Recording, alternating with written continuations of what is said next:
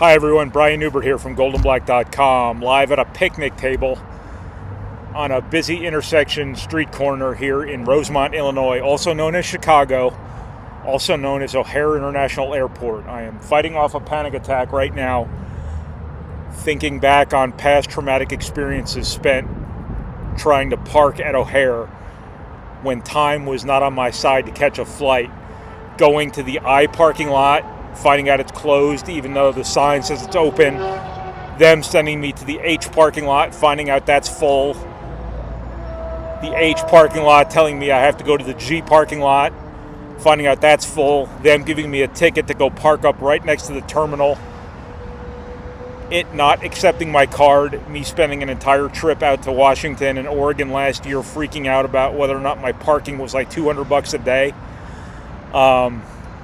Such is life at major metropolitan airports. But I drove up here, so all good. I just happen to be here right now, just recording a quick little video to embed with my stuff before Big Ten Media Day tomorrow. You know that I'm a stickler for video. If I don't have a video to put with everything I write, I feel like I have not done my job as a multimedia new age journalist. So here I am just recording something just to embed in what I put on our site on Thursday morning at goldenblack.com. So Thursday is Big Ten Media Day. Big Ten Media Days, I guess you'd say. I always say Media Day. They say Media Days because there's a women's basketball Media Day that I did not attend here on Wednesday. But it's Big Ten Media Day for men's basketball on Thursday.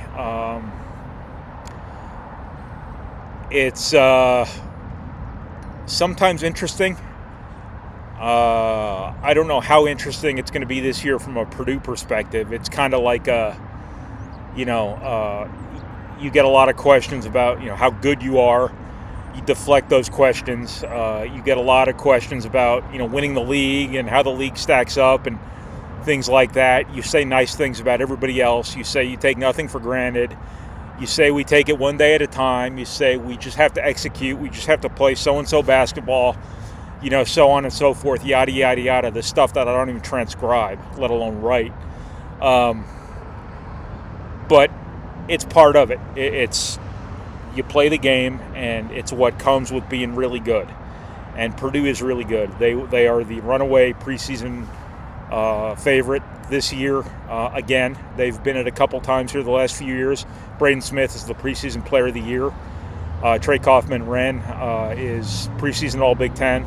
No surprises whatsoever there. Those are all chalk, as they'd say. I never really understood what chalk meant because you can erase chalk. It's marker that you can't really erase. Seth Davis has got it right when he says Sharpie. Really never understood chalk. Anyway, I digress. All these tractor trailers behind me are distracting me. Just going to run through a couple of topics here I'm going to ask about tomorrow just because I find them interesting. I find things interesting that a lot of people don't even think of because I'm a nerd and I put a lot into what I do.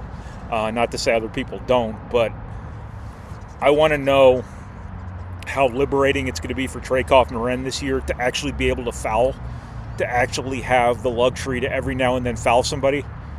I want to know how liberating it's going to be for Braden Smith to actually be able to come out of the game every now and then. He will say he doesn't want to. Purdue will tell you otherwise. Not that he doesn't want to come out of the game, but that they want to get him out of the game periodically. They did do a deep dive after the season last year, an in-depth look, if you will. Deep dive is becoming kind of played out in terms of a thing to say.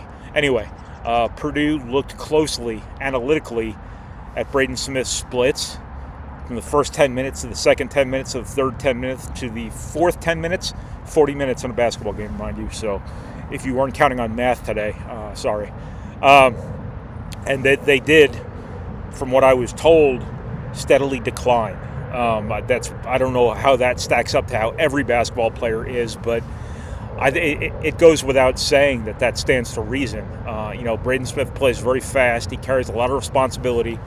Purdue did go to lengths last year to ease some of that burden on him. They moved him off the ball periodically. to playing because I'm by O'Hare. They moved him off the ball at times offensively to give him a couple seconds to catch his breath, and then they rotated him back into the offense systematically with their play call. Let Jakari Harris or C.J. Cox bring the ball up. Obviously, they didn't have him guard the ball. That was in part to save him. That was in part to play to better matchups. I think Jakari Harris and C.J. Cox were better on the ball anyway. And for that time, that portion of the season where they just kind of let Braden Smith freelance and just kind of wreak havoc on people, that's when Purdue was forcing turnovers. That's when Purdue was getting out in transition. That's when Purdue was getting easy baskets. So there were things that really benefited Purdue in terms of moving Braden Smith off the ball defensively. But the genesis of that means the origin, or the video game console you might have played in the 1990s. The origin of that was to, God, I got to clean my glasses, don't I? The origin of that was to save Braden Smith some wear and tear, some tread on the tires, so to speak, because you wanted to keep him as close to optimal as possible from a conditioning standpoint. He probably did play too many minutes. He would never admit that in the moment. Maybe he will now. I don't know. But it will be an emphasis this year for Purdue to ease some more burden off of him, whether that means giving him a few minutes a game on the bench just to rest. That's going to be part of it. Omer Mayer is going to have a really, really acute learning curve here. He's going to have to overcome some things. He is a freshman. Professional basketball in Europe is very different than college basketball in America. College basketball at Purdue is very different than college basketball in America. So that there is going to be an acclamation period for Omer Mayer. He will be playing through some mistakes, maybe not so much in big games, but he is going to have an acclimation process here that I think people are taking for granted because of how ballyhooed he was coming to Purdue. Understandable.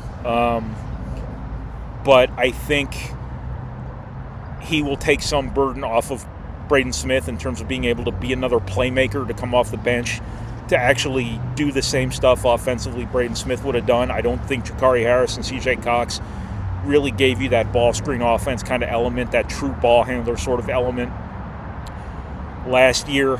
So I think Braden Smith is going to have, he stands to benefit from Omer Mayer when the two aren't even playing together. And that's probably part of the reason why Braden Smith really went out of his way to try to help Purdue get Omer Mayer. So those are two things just off the top of my head. Trey Kaufman-Renn being able to leave the game outside of being forced out of the game. Him being able to foul, him being able to play maybe a little bit looser and not be overwhelmed physically by every bigger opponent. Michigan comes to mind this year. And Braden Smith, perhaps being more for him maybe. The other thing about Trey Kaufman-Renn and what this is embedded in, will go into detail if you look down at the words that are written, is that when Trey Kaufman-Renn comes out of the game now, Purdue might have a post presence they can actually throw the ball to. You saw a few times last year when Trey Kaufman-Renn got in foul trouble, had to come out. Purdue's offense was basically Braden Smith having to go Russell Westbrook mode and just kind of do stuff. And I don't know if that's necessarily the case as much this year. They're going to have people on the front line to throw it to. They're going to have people who can run some of that same ball screen stuff. I think with that quote-unquote second unit that they would with Trey Kaufman-Renn. So that's another avenue for offense when Trey Kaufman-Renn's out of the game. So a pretty good situation for those two guys. I think the infrastructure of this team around Braden Smith and Trey Kaufman-Renn is really well suited to help those guys be better just by being them, but having more support in a variety of ways around them. I've written about this throughout the offseason at goldenblack.com, so you can probably find it. If you can't find it, I will find it for you. Shoot me an email, bnewbert@goldenblack.com. So I implore you all we're going to have a lot of coverage here these next couple weeks on Purdue basketball. We have a lot of stuff on our website right now. If you're interested in this stuff, to be watching this idiot on a street corner in Chicago outside a major international airport talking backlit to all hell about Purdue basketball. If you're interested enough to watch this, I promise you, oh look, I'm not so backlit anymore.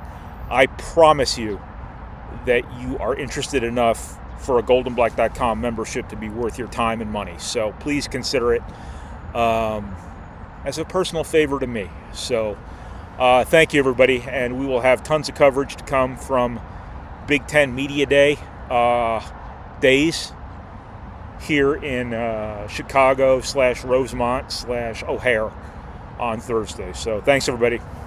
Take care.